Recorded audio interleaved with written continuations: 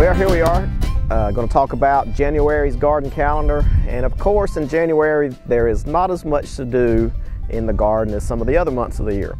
But there still are a few things we can do. For example, if there are leaves being blown around in your yard, of course, keep them raked off so they don't block your grass. It still needs sunlight to grow. You can remove undesirable trees in your landscape. Just walk around if there's some trees that have been shading areas or just do not look good in the landscape. It's a good month to take them down. There's no leaves on the trees. So remove undesirable or weed trees this month. Really nothing to do as far as fertilizing or spraying or anything of that nature. One thing we can do in the garden in January is we can do a little bit of propagating. We can take some hardwood cuttings of certain shrubs and root them. Some of the hardwood cuttings that are good to take in the month of January are forsythia, flowering quince, logelia, crepe myrtle, juniper, spirea, and hydrangea. So now's a good time to take these cuttings, and you usually would treat them with some type of a rooting hormone, such as hormone or something of that nature, and stick them in either a peat or a sand or some type of media and keep them very moist. So now's a good time to take those hardwood cuttings. Well, in the month of January, it's a good time for planting a lot, and you know, as far as your garden, your landscape, things of that nature. One thing you can do in your landscape this month, go around and see if there are shrubs or trees that need to possibly be moved. You can still move trees this late. You know, you can see things have died down. You can see where you might want to plant shrubs or trees in the spring. Just kind of get out and do a little planning, and then you know, but it's just a good time to just kind of look at that whole landscape picture while things have died down, and get things in line of what you're going to do in the spring. Also, it's a good time to plan where you're going to plant your garden, where you're going to put your garden for this upcoming year. Just pick out, you know, your spot where there's plenty of sunshine, water's available. If you're going to do raised beds, you can even get started on constructing new raised beds this month. So do a lot of planning with your garden and your landscape in the month of January. Another thing you can do is get seed catalogs and go through there and get some of the newer varieties of vegetable plants that have been proven, the herbs, whether it's melon seeds, beans, whatever, corn. Go ahead and go through the catalogs, pick out the ones that you're really looking forward to planting this next year, and go ahead and order them so you can get those seeds in here in time for planting this spring. And then another thing is go ahead and plan for your fruits, for your small fruit, and for your fruit trees. We always do the extension plant sale. We always have those forms available for handout, or we put it online. It's alexanderextension.com. We'll probably have that up about the second week of January. So go to our website, and in the past we've typically sold strawberries, blueberries, blackberries, raspberries, peach, apple, pear trees, things that do well in our county and in our region. We do a lot of research and sell the plants that do well in our area. So do a lot of planning in the month of January for your garden, landscape, fruits and vegetables. Okay, something you can do in the month of January, it's a good month, there's not a lot of other things going on, and that's time to take a soil sample. Our lawns, our soil here in Alexander County is quite acidic. Usually, if it's not treated, it usually runs in the 5 to the 5.8 range in pH, which is very acidic. So you can take a soil sample. It's a very good service. It's free from the North Carolina Department of Agriculture. You just come to our office and get the soil sample boxes, the paper, take the sample, fill up the box, put it in the mail, and the service is free. You'll get an analysis back telling you, well, what type of fertilizer or lime, if you need it, is needed for that particular plant that you're trying to grow. So we'll talk a little bit about it. Of course, you need a bucket to collect your soil sample in. I'm going to illustrate this here in a minute. You can get a soil test probe, check them out from our office if you want to do that, or you could just for the home garden or the sampling around your lawn, you can just use a spade, because really not that concerned with the micro elements that may come off of a spade, a metal spade or something. But some type of tool in a bucket to collect those samples. Also, like I say, the soil sample form, which you would fill out what crop, the area, whether it's lawn or vegetable garden or small fruits or whatever. You'd label that here, put a code number that you're going to put on the box. You make up your number. It may be lawn 1, lawn 2, veg 1. You just make it up, put the code on the box, same code on the paper, so that they can match it up when the box gets in the soils lab. And they'll see that you're trying to grow a vegetable garden, and just kind of match it up, and we'll go from there. The box, you just need to fold the box, open it up and kind of fold it, and close the bottom, fill the soil up to the fill line, and then you just close it up. It's really quite simple, so we'll kind of show you how taking some of these samples is done in a lawn area or where a vegetable garden site might go. Fold the bottoms,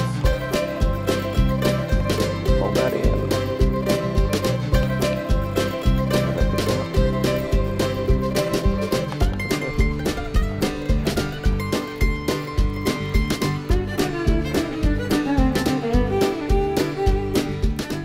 Okay, when you're sampling a lawn or garden, you really just need to take the soil sample down the first 4 or 6 inches. That's usually as far as root growth goes on most of those plants, the turf and your average garden. But so you just, in an area like this front yard here in this lawn, 8, 10, 12 samples just randomly. Take samples and just 4 to 6 inches deep, and then punch them out in your bucket. And then we'll mix that up and get enough to fill the soil sample box. So we'll just push it down, twist it as you use a soil probe, 4 to 6 inches, pull it up, and then just push it out in the bucket. And when it's pretty moist like this, it sticks pretty good. So you get one clod and you just move on to another site, do the same thing.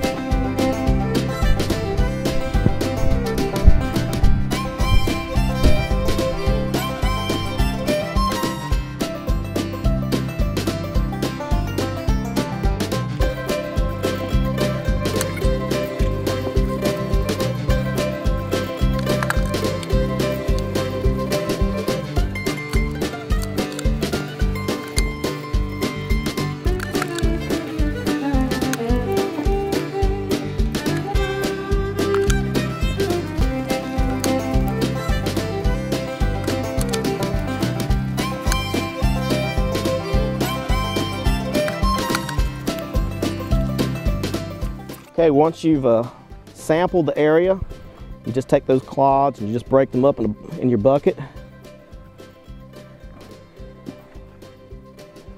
till you get kind of loose soil. If you've got some grass or some roots in that, throw them out, because they really don't want to sample that. But just get mainly the dirt mixed up, and that's going to be the majority of it. You may have a rock or some roots, just throw those out. And then just fill up your bucket, your box. There's a red fill line on here that you're supposed to fill it up to.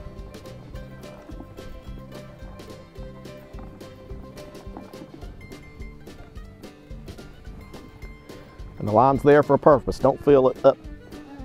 Fill it up to the line, maybe just a little bit above it, but you don't need to fill it up completely full in that box. And then once it's full, you just close it up, and we will label the box something that's familiar to you, and also would be, we'll put that same code on that paper.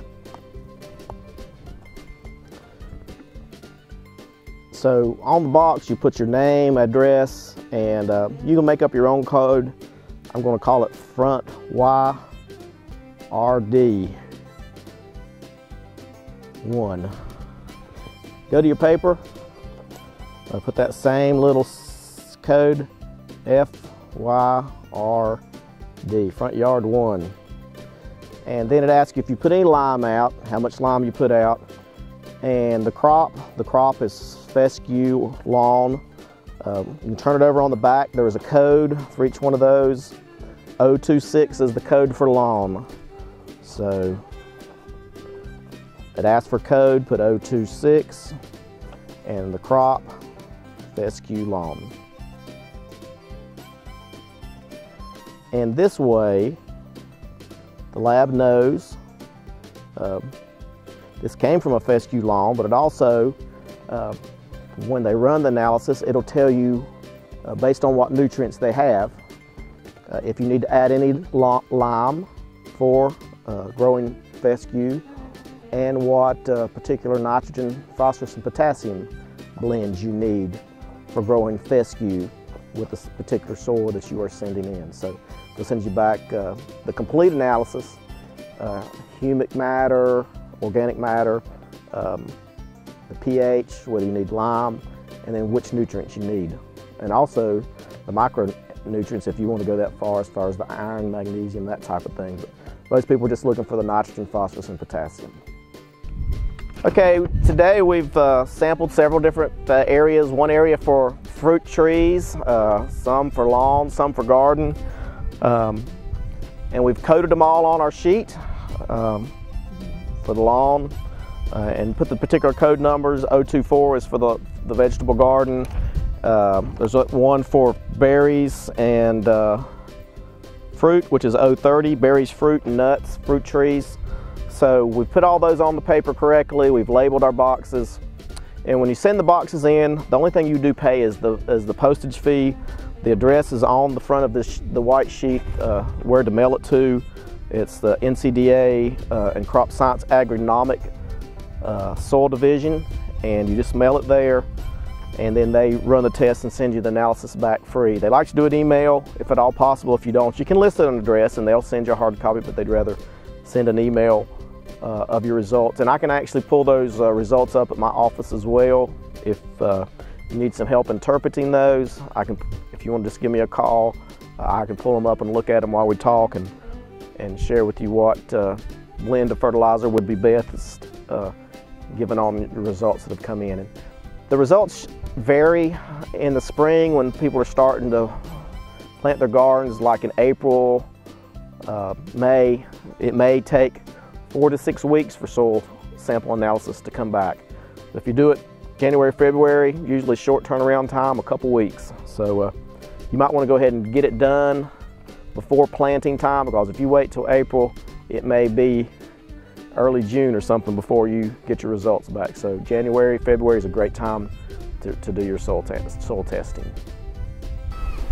Well, working in the lawn and garden is always a lot of fun, but there's always a lot of questions. So if you have some lawn and garden questions, come by and see us. We're the North Carolina Cooperative Extension. We're located in the back parking lot of First Baptist Church and also right beside the health department. Or give us a call, 632-4451, or look us up on the web, alexanderextension.com.